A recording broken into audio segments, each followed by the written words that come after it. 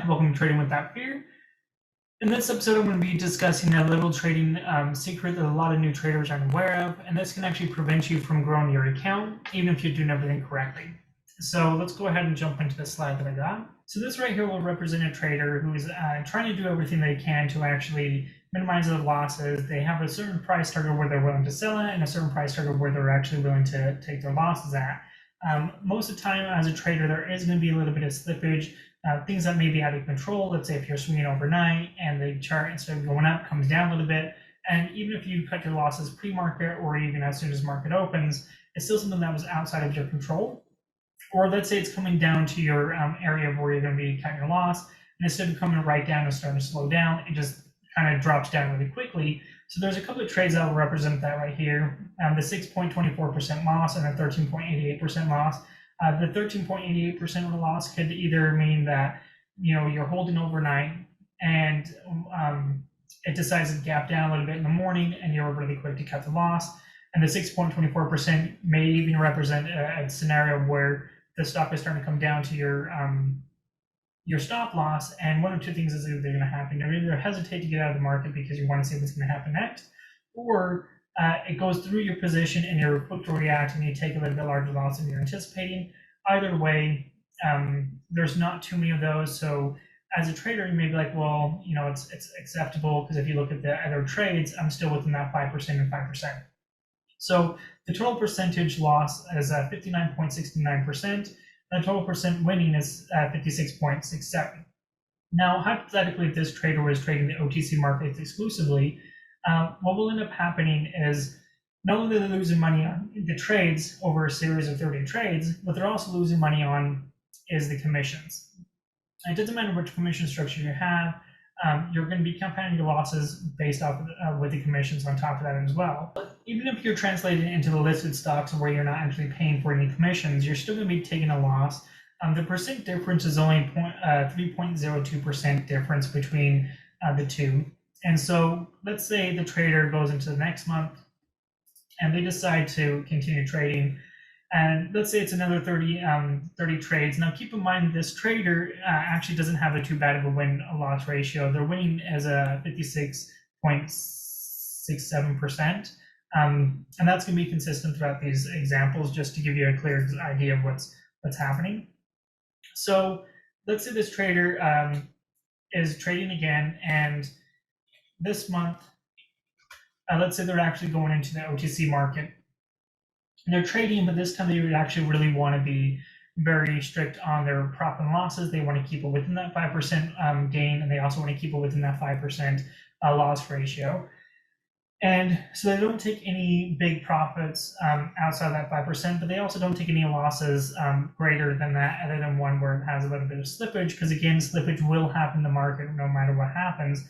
A trader isn't always going to 100% of the time cut the losses exactly where they deem is going to be okay on the chart. Again, there's various different reasons that each trader is in control of. And so in this trade example, they took a 7.88% loss. Maybe they were holding overnight and it decided to come down a little bit, maybe in the OTC market. As soon as the market opened, they were able to cut it and got into the trade. Or in the same example of where it may just be coming down, they wanted to see whether or not it was going to actually work out in their favor, so they give a little bit more time. When it didn't, they cut it and moved on to the next trade. So this trader still has a winning percentage of about of the 56.67%. So if you're actually taking both months in consideration, the 5.41 that you're actually making on this month right here, it's actually down now by 2.39%. So your total profit over the course of 2 months is only 2.39%. Because the fact that if you're trading the OTC market, that's going to put you in a negative amount because you're having to pay for commissions. Early on in my trading career, I was actually doing the same thing. I wasn't aiming for a 5% price target or a 5% loss target. I was actually aiming for 10%. And so I tried to trade this way for over a year. And what ended up happening is, no matter how well I was able to trade, there'll be some months where I'll be profitable, some months where I'll be profitable, and then 2 or 3 months in a row where I'll be profitable. There'll be a couple of months where I'll be break even or negative, but over the course of a year, or even a year and a half, I always found that my equity really didn't grow. And In my previous video, I was talking about maximizing the edge. So if we take into consideration a chart here, let's look at NEGG from Friday. Let's go ahead and look at this first green day pattern. Now, I was recently asked on Twitter what a first green day pattern is, and it does vary between trader and trader. But what I like to do is I'm really good at trading the front side of the move. Now, I didn't actually trade NEGG. It's not like I didn't see it because of the $130 challenge. I do actually have a limited amount of trades that I can do per week. It's usually right now between 2 and 3. More often than not, it's actually 2 trades a week. So I did actually miss this entire run up, which is kind of frustrating, but it is what it is. So what I look for oftentimes is the backside of the move after these big runners.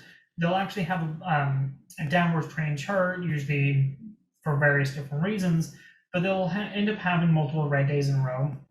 Sometimes it's 2 or 3 different red days in a row, but what I like to look for is on the first green day is where it's going to actually have a part of where you'll start to see the pre-market action start to curl up. So it started having curl up right here, kind of higher than this day's and open up and try to run, but it got stuffed.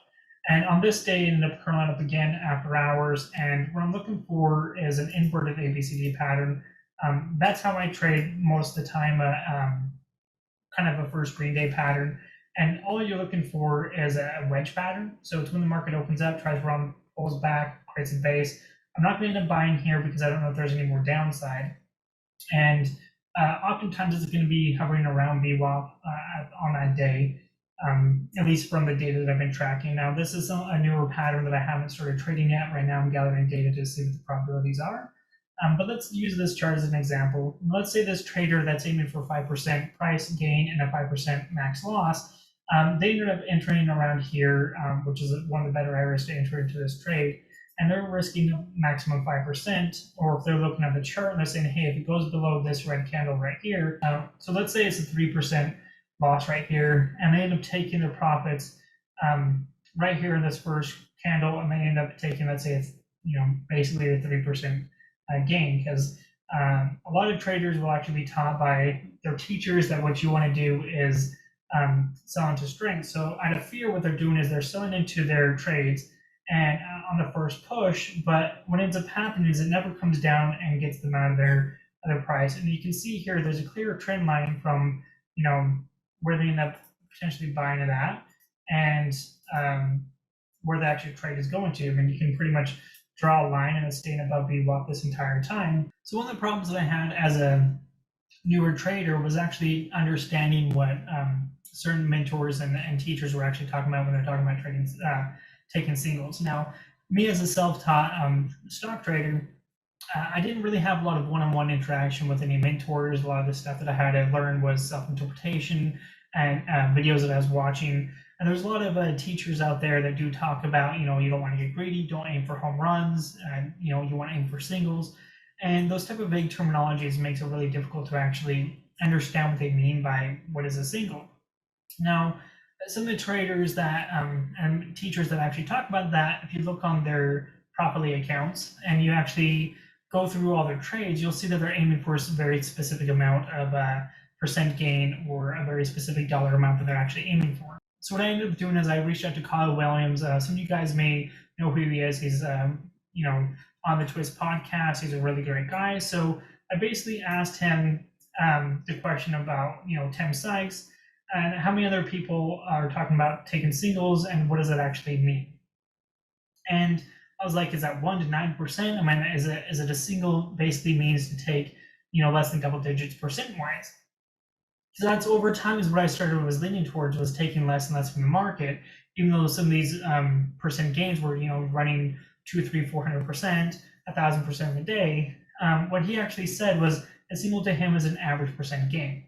So when I was trying to develop my strategy, I was like, okay, well, how do I know what the average percent gain is? So with my tracker right here,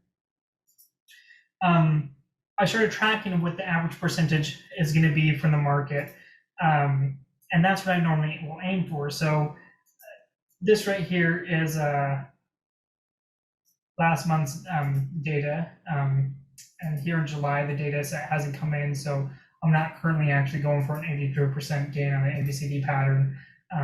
So this is last month. So basically what it is if the ABCD patterns are operating at 47%, what I usually do, and I've mentioned this before, is I round down. Same thing with the listed breakouts, I round down to 30% and so on. But this average right here is basically what a single is. That's not only based off of my data, but that's also based off of what Kyle Williams said as what he perceives as single is. Is a single is your average gain. Now, when he's talking about an average gain, if you're looking at a scenario where a trader may take 10% consistently from the market or 7% consistently from the market, it depends on what their losses are. If they're taking a 10% gain and their losses are on average 2 to 3%, maybe even 5%, then yes, their equity is going to consistently grow.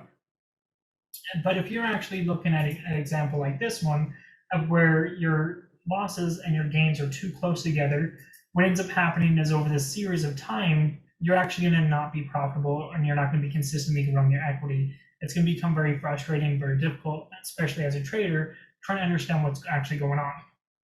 So this right here is an example of a trader who is still comfortable taking between that 3 to 5% max loss on a trade, but what they're aiming for is between 10 to 15% of a gain. So if we go back to the example of this chart, so if they're entering in around this VWAP level, let's just say it's right here, they're looking for a 10% gain.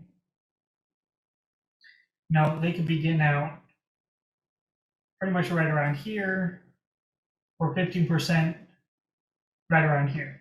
So they're having a potential of actually taking a little bit more from that trade. Now, even though the trade does offer a full potential of about 29, just under 30%, they're still taking about half of the move. One of the mentors will actually talk about, taking the meat of the move. And when you're actually taking your position here and kind of right here, that's not a meat of the move. That's not even a portion of the move. That's more of a nibble. And so when you're actually going into it, what you want to look for is actually what is the possibility of your pattern and the edge that you're actually trading and being comfortable taking more. And if that means that you're going to have to be comfortable or you're going to have to get comfortable being uncomfortable with your position and knowing that, hey, over a series of time, if I'm actually trading and I'm sticking to my losses of 3 to 5%, when I actually do take a bigger gain, it's going to actually compensate for that. And that's one of the things that a lot of the trading books and some of the mentors always talk about is make sure that your profits are much larger than your losses. Well, how can you be doing that if all your profits and your losses are so close together that all it takes is one potential trade that goes completely sideways? Let's say if you had, as an example of these ones, let's say an example like this one, what if you actually had a few days where you're trying to play, the market kind of changed and your pattern wasn't really that great, and it just started to lose its edge in the markets, and you end up taking a little bit larger losses because either they, let's say you're buying late in the day, you're trying to swing it overnight to try to maximize a gap up in the morning, and let's say instead of actually getting those gap ups, what's ended up happening is the market's changed and they're starting to gap down. So instead of taking 2 losses on that month that actually were pretty decent size compared to what your average risk is going to be at the 5%, you end up taking 4 or 5 or 6 of them. And some traders will actually take a little bit of time to actually adapt to the markets because the markets are consistently changing. So if you're taking 4, 5, 6 different trades and they're kind of not working, it's going to actually add to your percent of losses.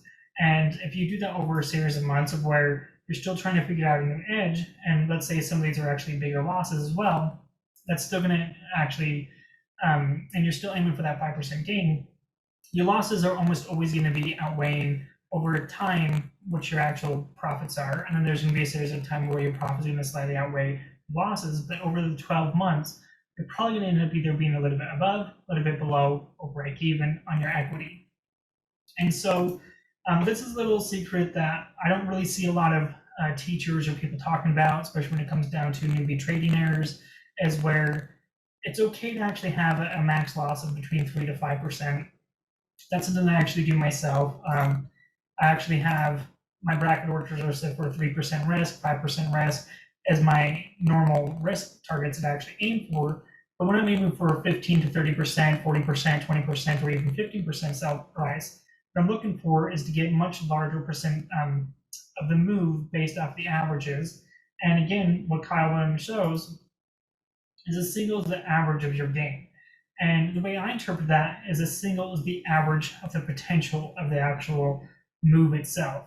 And that's again looking back to now, if I translate that into a probabilistic mindset or even from the market's perspective, what that basically means is what is the average potential ability that pattern, that chart, that edge actually provides you within the markets.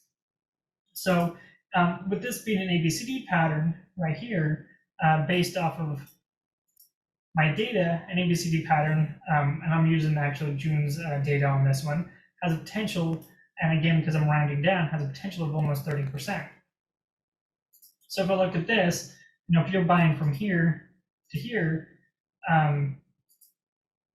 that data is pretty accurate. Coming up to 29.25. So the almost 30% price target on that or potential single is very well intact. But what I would actually be doing, especially in the markets that we're in now, and this also comes down to market recognition and understanding of what direction the market is, and also understanding of what the direction of the overall chart is. On this stock right here, the overall chart is downtrending. So instead of going for a full 30%, what I probably would have done on the max on this one was take 20%. And still taking a 20% move on this chart and risking 3%, buying it, let's say again at VWAP, you're risking just below this red candle, so 2.50 and 2.5%, and you're scaling and you're getting out. I wouldn't be scaling out of this at 20%. You definitely could if you wanted to, but you're actually be aiming for a 20% about right around here. So on this green candle right here, you would have actually gotten out of your position. Now, one of the things is like with newer traders is they don't recognize that what those type of terminologies mean. It's something that's very confusing when you're actually using vague terminology such as take a single, don't want to go for home runs, and to try to leave that up to self-interpretation, that's really complicated. There's been a lot of traders that I've been talking to that I've been trying to help them understand what taking a single is, and sometimes the response is like, well, I'm taking singles, and that's true. You're taking singles, but also at the same time you're limiting what the probabilities are whatever edge you may have in markets. And it doesn't matter if it's an ABCD pattern, a breakout pattern, a Big 5 pattern. Each pattern that has over a series of trades will actually have an average of what the potential of that move is. And if you're aiming somewhere within that probabilities, you will actually be making more money more often than not. And as long as you keep your risk pretty tight, then what ends up happening is you're actually growing your equity, you're growing your account,